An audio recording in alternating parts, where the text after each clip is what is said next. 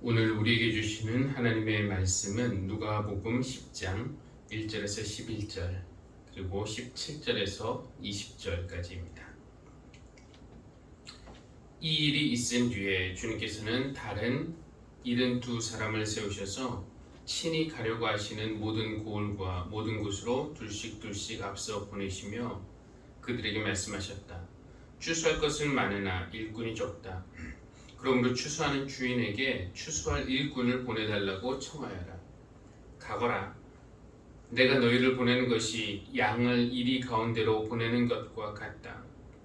전대도 자루도 신도 가지고 가지 말고 길에서 아무에게도 인사하지 말아라. 어느 집에 들어가든지 먼저 이 집에 평화가 있기를 빕니다 하고 말하여라. 거기에 평화를 바라는 사람이 있으면 너희가 비는 평화가 그 사람에게 내릴 것이요 그렇지 않으면 그 평화가 너희에게 되돌아올 것이다. 너희는 한 집에 머물러 있으면서 거기서 주는 것을 먹고 마셔라. 일꾼이 자기 삭슬 받는 것은 마땅하다. 이 집 저 집 옮겨 다니지 말아라. 어느 고을에 들어가든지 사람들이 너희를 영접하거든 너희에게 차려주는 음식을 먹어라. 그리고 거기 있는 병자들을 고쳐주며 하나님 나라가 너희에게 가까이 왔다 하고 그들에게 말하여라. 그러나 어느 고을에 들어가든지 사람들이 너희를 영접하지 않거든 그 고을 거리로 나가서 말하기를 우리 발에 묻은 너희 고울의 먼지를 너희에게 떨어버린다. 그러나 하나님 나라가 가까이 왔다는 것을 알아라 하여라. 72사람이 기쁨에 차서 돌아와 보고하였다. 주님, 주님의 이름을 대면 귀신들까지도 우리에게 복종합니다. 예수께서 그들에게 말씀하셨다. 사탄이 하늘에서 번갯불처럼 떨어지는 것을 내가 보았다. 보아라, 내가 너희에게 뱀과 전갈을 밟고 원수의 모든 세력을 누를 권세를 주었으니 아무것도 너희를 해하지 못할 것이다. 그러나 귀신들이 너희에게 굴복한다고 해서 기뻐하지 말고 너희의 이름이 하늘에 기록된 것을 기뻐하여라. 아멘. 많은 분에게 교회는 일주일에 한 번 와서 예배를 드리는 곳입니다. 일주일에 한 번이면은 7분의 1. 그 정도면 교회를 내 삶의 중심이라고 생각하기 어려울 겁니다. 보통 우리가 가장 많은 시간을 보내는 곳이 우리 삶의 중심이 되죠. 내가 하는 사업, 내가 다니는 회사, 내가 다니는 학교 또는 우리 가정이 중심이 됩니다. 그곳이 기준이 되고 그곳이 우선순위가 되지만 예수를 믿는 우리에게는 교회가 우리 삶의 홈이 되어야 합니다. 야구에서도 홈에서 출발해서 1루, 2루, 3루 돌고 홈으로 들어오듯이 교회도 우리가 출발하는 곳이자 우리가 돌아오는 곳이 되어야 합니다. 그래서 여기 세상에서 내가 일주일 동안 살다가 교회에 가서 예배를 드리고 다시 내 삶의 터전으로 돌아온다 이런 생각이 아니라 여기 하나님의 임재 앞에서 우리가 모이고 여기서 말씀을 듣고 여기서 우리가 세상에 나가서 해야 할 일에 대한 명령을 받고 그리고 세상으로 보냄을 받는다라는 생각을 해야 합니다. 그러니까 우리가 교회 갔다 온다 이런 생각이 아니라 어떻게 보면 세상에 갔다가 교회로 돌아온다 이런 생각을 해야 한다는 것인데요. 뭐 이거나 그거나 비슷하게 들릴지 모르지만 교회와 세상 무엇이 본이고 무엇이 말인가 이것이 상당히 다르죠. 우리는 교회에 다니는 사람이 아니라 교회가 홈이고 여기서 세상을 다녀오는 어떻게 보면 파송받은 선교사라는 인식으로 살아갈 때 우리 삶의 중심 그리고 방향과 목적을 지킬 수 있습니다. 오늘 본문은 예수님이 72명을 좀 확대된 제자이겠죠. 72명을 세상에 보내시는 내용인데요. 그들에게 먼저 하시는 말씀이 2절입니다. 추수할 것은 많으나 일꾼이 적다. 그러므로 추수하는 주인에게 추수할 일꾼을 보내달라고 청하여라. 해야 할 일은 많은데 일꾼이 부족하다고 하십니다. 예수님이 하시는 일이 무엇인데 일꾼이 필요하다고 하시는 것일까요? 예수님이 하시는 일은 하나님 나라를 선포하는 일, 즉 하나님의 뜻이 하늘에서 이루어진 것처럼 땅에서도 이루어지도록 하는 일, 그 일을 예수님이 하십니다. 그런데 사람들에게 하나님 나라가 온다 선포만 하시는 것이 아니라 그곳이 어떤 곳인지 비유로 가르치는 일도 하시고 또 사람들이 그 나라를 직접 경험해 보도록도 하십니다. 그래서 육체적으로 병든 사람들을 고쳐주시고 사람들을 괴롭히는 귀신들을 그들에게서 쫓아내시고 또 경쟁과 탐욕의 세상이 아니라 하나님의 뜻이 이루어지는 새로운 세상을 꿈꾸게 하는 그런 일도 하십니다. 근데 중요한 일들이지만 예수님 혼자서 이 일을 다 하실 수는 없으세요. 주님은 함께 일할 사람들을 찾으십니다. 그래서 제자들을 부르시는 것이고요.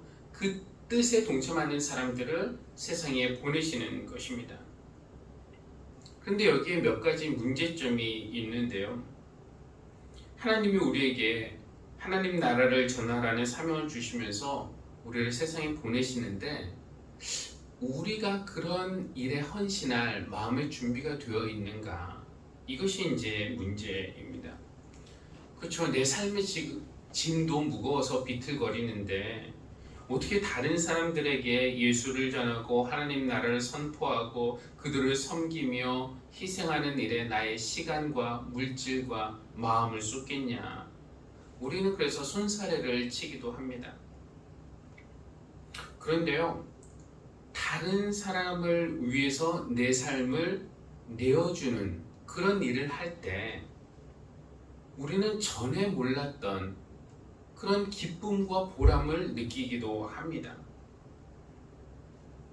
병으로 어린 아들을 잃고 슬픔에 짓눌려서 아무것도 하지 못하던 사람이 있었는데요. 어느 가난한 나라에 단기 선교 가는데 같이 가자고 초대를 받았습니다. 근데 처음에는 거절했어요.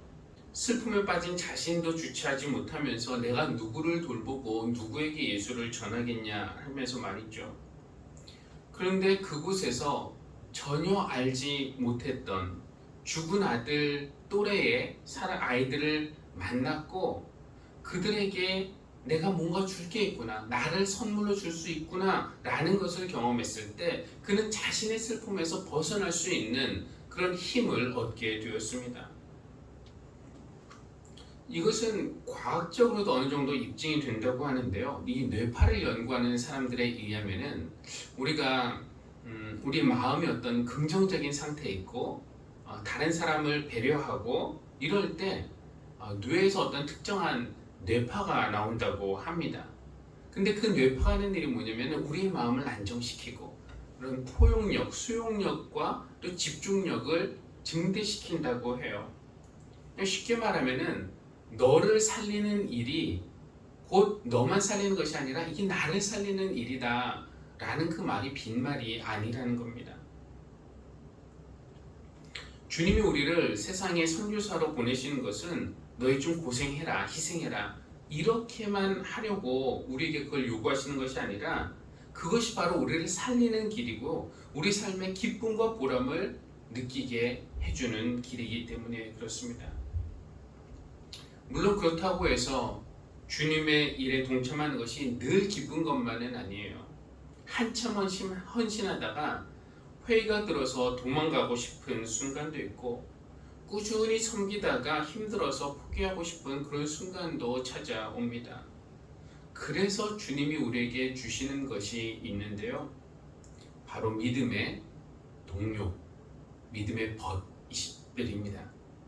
주님이 제자들을 한 명 한 명씩 이렇게 따로따로 보내지 않으시고 둘씩 짝지어서 세상에 보내셨습니다. 물론 그렇게 하면 갈 수 있는 곳이 반으로 줄겠지만 그래도 그렇게 하셨어요. 왜 그러셨을까요? 서로 감시하라고요? 아닐 겁니다. 서로에게 버팀목, 서로 지지해 주라고 그런 뜻으로 그러셨을 것입니다.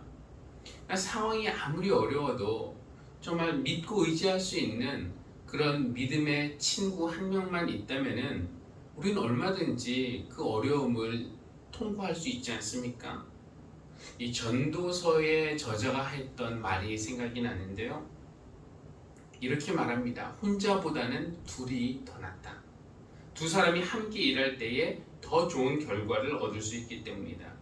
그 가운데 하나가 넘어지면 다른 한 사람이 자기의 동물을 일으켜 줄 수 있다. 그러나 혼자 가다가 넘어지면 딱하게도 일으켜 줄 사람이 없다. 혼자 싸우면 지지만 둘이 힘을 합하면 적에게 맞설 수 있다. 세 겹줄은 쉽게 끊어지지 않는다. 예수님이 이 말씀을 잘 아셨기 때문에 둘씩 짝지어 보냈을까요? 그런 생각도 듭니다. 교회가 중요한 것은 바로 이런 것 때문 아니겠습니까? 지금 우리 곁에 있는 이 사람들이야말로 하나님 나라를 향해 가는 그 길을 함께 걷는 믿음의 친구들입니다. 주님은 우리에게 어떤 일을 시킬 때 일만 주시는 것이 아니라 함께 일할 동료도 주십니다. 하늘시작교회 안에서 이런 믿음의 벗들을 주신 하나님께 감사드립니다. 또 하나의 문제가 있는데요. 이것은 우리에게 능력이 있는가 하는 것입니다. 예수님은 제자들을 세상에 보내시면서 사명을 주셨지만 그들에게 그 사명을 감당할 능력이 있었을까요? 우리가 지난 주일에도 봤지만 제자들 상태가 어떻습니까? 사마리아 사람들이 그들을 영접하려고 하지 않자 하늘에서 불이 떨어져서 저들을 다 태워버리라고 명령할까요? 했던 그런 사람들 아닙니까? 괜히 성품도 또 능력도 준비되지 않은 이들을 보냈다가 하나님 나라의 농사만 망치면 어떡합니까? 예수님이 그들을 세상에 보내시면서 시키시는 그런 일들이 있어요. 근데 일단 지갑도 가방도 여분의 신도 가져가지 말라고 하시고 만나는 사람들에게 평화를 빌라고 하시고 환영하는 사람들이 있어서 영접하거든 그들이 주는 음식을 먹으라고 하십니다. 여기까지는 뭐 특별히 어려운 게 없어 보이는데 그들이 본격적으로 해야 할 일을 지시하는데 거기에 있는 병자들을 고쳐주며 하나님 나라가 너에게 가까이 왔다 하고 그들에게 말하라고 하십니다. 뭐 평화를 비는 것 그리고 하나님 나라가 가까이 왔다 이걸 선포하는 것은 그래도 할 수 있겠지만 병자는 무슨 수로 고치나요? 그리고 하나님 나라가 가까이 왔다고 선포하기는 해도 그래서 사람들로 하여금 회개하게 하고 하나님 나라를 받아들이게 하고 또 예수님을 믿게 하는 일을 제자들이 무슨 수로 하겠습니까? 능력이 없어 보였는데 근데 17절을 보니까 그 결과가 나와 있어요. 72사람이 기쁨에 차서 돌아와 보고하였다. 주님의 이름을 대면 귀신들까지도 우리에게 복종합니다. 미션에 성공한 것이죠. 예수님이 우리를 세상에 보내시면서 믿음의 벗들도 주시지만 또 한 가지 주시는 것이 바로 주님의 이름, 즉 맡기신 일을 감당할 수 있는 능력도 주시는 것입니다. 내게 능력이 없는데도 굳이 나를 보내셔서 근데 실패를 하게 된다면은 그것은 보냄받는 사람의 문제가 아니라 보낸 사람의 문제라고 밖에 할 수 없을 겁니다. 그런데 주님은 우리를 보내시면서 능력도 주십니다. 주님이 주시는 능력은 주님 이름의 능력이에요. 우리가 주님의 이름을 대면 귀신들까지도 복종합니다. 그렇다고 예수라는 이름에 어떤 마법적인 주술적인 능력이 있다 라고 생각할 필요는 없습니다. 그렇게 생각하는 건 오히려 미신에 가까울 거예요. 이름 자체에 어떤 주술적인 힘이 있는 것이 아니라 예수 이름의 능력이 있다. 이 말은 예수 존재의 능력이 있다라는 뜻입니다. 왜냐하면 이름은 존재를 상징하는 말이기 때문에 그렇습니다. 우리가 누군가의 이름을 대면은 그 이름을 생각하는 것이 아니라 곧바로 그 존재를 생각하지 않습니까? 민한식이라는 이름을 대면은 민한식이라는 사람을 생각하는 것과 마찬가지입니다. 그래서 우리가 세상에 나가서 예수 이름으로 일을 한다라는 것은 예수라는 존재를 닮은 사람으로서 나아갈 때, 예수님이 하실 만한 그런 일을 할 때, 또 예수님이 우리와 함께 하심을 믿을 때 그때 우리 안에 능력이 흘러 들어온다는 그런 말씀이 아니겠습니까? 주님이 하나님을 온전히 의지하셨던 것처럼 우리도 주님과 같이 하나님을 의지한다면 하나님의 능력이 우리 안에 들어오는 것이고요. 주님이 자신의 이익이 아니라 남을 위해 사셨던 것처럼, 다른 사람에게 선물이 되는 삶을 사셨던 것처럼 우리도 나를 초월해서 우리 자신을 누군가에게 내어줄 때 하나님의 능력이 우리 삶에서 작용하는 것입니다. 예수님은 할 일이 많다면서 우리가 필요하다라고 말씀하십니다. 그런데 우리에게는 믿음과 헌신이 부족해요. 그래서 주님은 함께 일할 믿음의 친구들을 주십니다. 또 우리는 능력이 부족하다고 말합니다. 그래서 주님은 주님의 이름의 능력을 우리에게 주십니다. 주님이 우리와 함께 가신다는 거 믿고 주님 닮은 방식으로 살아간다면 주님이 주신 그 능력으로 우리에게 주신 사명을 감당할 수 있을 것입니다. 우리가 세상에 나가서 해야 하는 일, 우리 기독교인들이 세상에 나가서 해야 하는 일은 평화를 이루는 일, 함께 음식을 나누는 일, 아픈 사람을 고쳐주는 일, 그리고 하나님 나라가 가까이 왔다고 말하는 것인데요. 그런데 불행하게도 많은 기독교인들이 전도나 선교하러 갔다가 평화를 이루고 오는 것이 아니라 오히려 평화를 깨뜨리고 오기도 하고, 상처를 고치고 오는 것이 아니라 오히려 마음의 상처를 내고 오는 경우도 있습니다. 어떻게 된 일일까요? 그렇게 하지 않으려면 무엇이 필요할까요? 오늘 7절과 8절 말씀이 중요하게 다가오는데요. 너희는 한 집에 머물러 있으면서 거기서 주는 것을 먹고 마셔라. 사람들이 너희를 영접하거든 너희에게 차려주는 음식을 먹어라. 그냥 그들이 주는 것을 먹고 마셔라 라고 말씀하십니다. 우리에게 메뉴판에서 시켜 먹으라고, 너희가 먹고 싶은 것을 그들에게 요구하라고 그렇게 가르치지 않으십니다. 이것은 무슨 말일까요? 우리가 복음을 전할 때 그들이 주는 음식을 먹고 마셔야 한다는 것은 우리의 문화를 그들에게 강요하는 것이 아니라 그들의 문화 속으로 먼저 들어가야 된다라는 그런 뜻입니다. 사도 바울이 이와 같은 말을 했죠. 나는 어느 누구에게도 얽매여 있지 않은 자유로운 몸이지만 많은 사람을 얻으려고 스스로 모든 사람의 종이 되었습니다. 유대인들에게는 그들을 얻으려고 유대 사람같이 된 것이고요. 이방인들에게는 그들을 얻으려고 이방인처럼, 믿음이 약한 사람들에게는 그들을 얻으려고 그들과 같이 되었습니다. 그들을 얻기 위해서 먼저 그들과 같이 된 것입니다.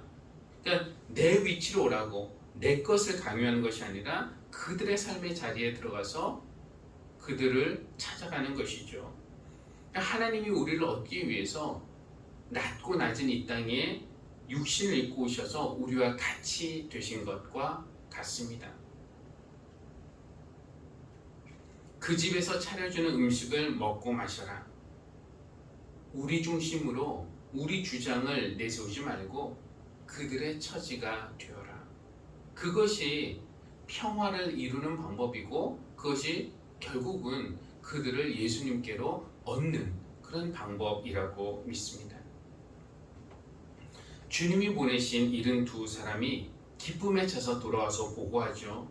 주님의 이름을 대면 귀신들까지도 우리에게 복종합니다. 참 준비도 덜 되고 지갑도 가방도 안 가져가고 믿음도 부족하고 능력도 없는 줄 알았는데 웬걸요, 현장에서 예수의 이름으로 사명 감당할 때 능력이 나타났으니까 정말 기쁘지 않았겠습니까? 당연히 기뻤겠죠. 그때 그들의 기쁨은 우리가 귀신보다 약한 줄 알았는데 귀신을 이겼다는 그런 승리의 기쁨이었습니다. 근데 여기서 예수님은 그들과 함께 기뻐하시면서도 더 큰 기쁨에 대해서도 가르쳐 주세요. 귀신들이 너희에게 굴복한다고 해서 기뻐하지 말고 너희의 이름이 하늘에 기록된 것을 기뻐하여라. 주님이 이런 말씀을 하시는 이유는 무엇일까요? 우리가 하나님의 일에 동참한다고 해서 늘 승리를 맛보는 것만은 아님을 아셨기 때문입니다. 우리가 세상에 나가서 환영받지 못할 일, 복음 전하다가 미움과 상처를 받을 수 있고 또 재수 없다면 쫓겨날 수도 있는 것입니다. 우리가 승리하는 것 때문에만 기뻐한다면은 실패할 때 실패했다는 그런 느낌이 들 때는 기뻐할 수 없겠죠. 그런데 이런 승패 단기간의 승패 여부와 관계없이 하나님의 일에 우리의 삶을 봉헌할 때 하나님은 우리를 받아주시고 우리를 기뻐해 주시고 우리 이름을 기록해 주시고 심지어 하나님의 손바닥에 우리 이름을 새겨 주시는 줄 믿습니다. 그것이 우리가 기뻐해야 할 진짜 이유입니다. 72사람은 아직은 부족했지만 예수님은 그들에게 서로의 버팀목이 되어줄 수 있는 믿음의 친구들을 주셨고요. 예수 이름의 능력을 주셔서 사명을 감당하게 하셨습니다. 우리도 부족하지만 부족한 대로 나가면 되는 것입니다. 어차피 우리의 힘과 돈과 능력으로 하는 것은 아니고 하나님의 지혜와 능력으로 하는 것이기 때문입니다.